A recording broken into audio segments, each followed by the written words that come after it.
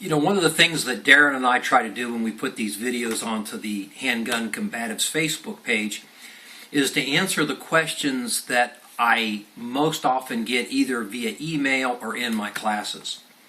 And because I run a training company that's devoted strictly to the combative application of the handgun, one of the more frequent questions I get is, what's better, 9mm, 45, hollow point, ball? All of the stuff related to the whole concept of stopping power, so to speak. Well, I've been looking at this for a long time, and what I have right here in front of me is my master's thesis from February of 1988, and it's entitled The Incapacitation Effectiveness of Police Handgun Ammunition. And before you ask, no, I'm not going to send out copies to anyone. I wrote it in February of 1988, so the fact of the matter is it's obsolete now. But it's where it started for me, because when I decided to do this, I contacted law enforcement agencies all across the United States, and my agency allowed me to use letterhead.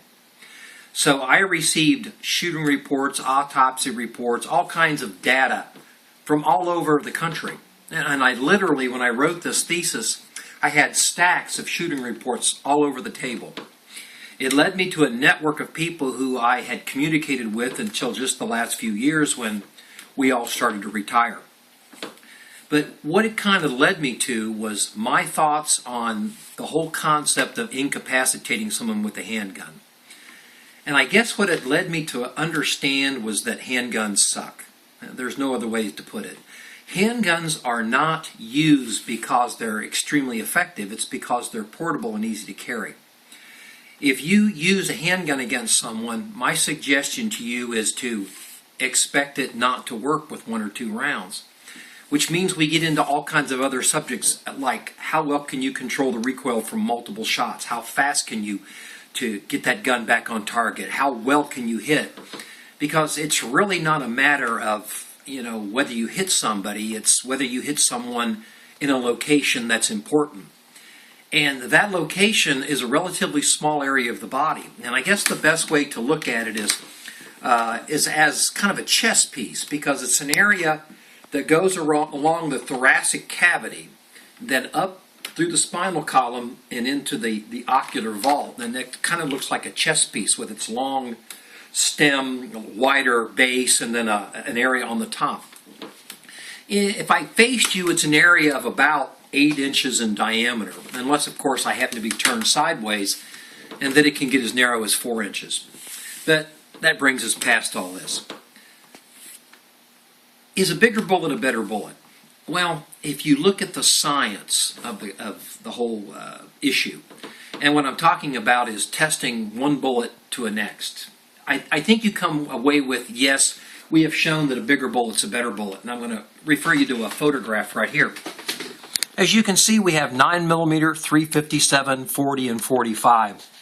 And shooting it in a consistent substance, which is ballistic gelatin, I think you can see that the wound cavity of the 45 is bigger than the wound cavity of the 9mm.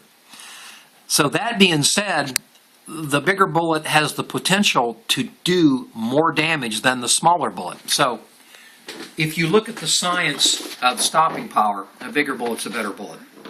But then we have to look at the non-scientific aspects, like how well can you control that larger bullet? Because if you've got a larger, heavier bullet going out the barrel, it only makes sense that you're going to have more felt recoil when you're trying to go from shot to shot. So you got to keep all that kind of stuff in mind. The bigger bullet does more damage, generally about 15, 18, 20%. Now the bad news, that 15, 18, 20% is measured in millimeters. So the harsh reality is that even though the bigger bullet may be a better bullet, it's not so much better that it's going to make up for poor shot placement. You've got to hit something. I've got a number of bullets here that are part of my collection that have been recovered from autopsy.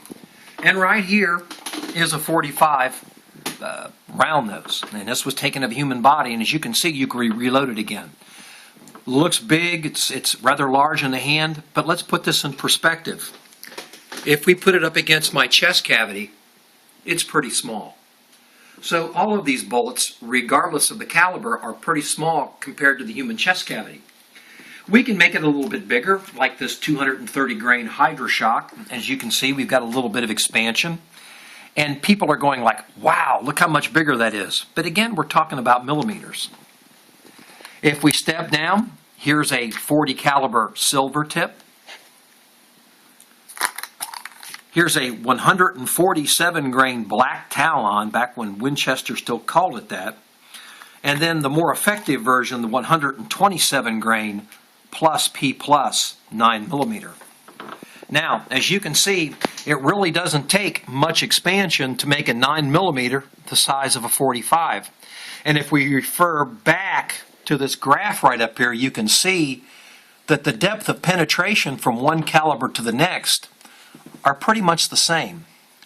So I think in the end, the point I'm trying to make to you, the viewer, is that use the gun that you feel most comfortable with, because perception is everything. If you just feel like you've got to have the 45, that nothing else will do, well then that internal feeling is important and you should pursue that, provided that you can, control the recoil from shot to shot.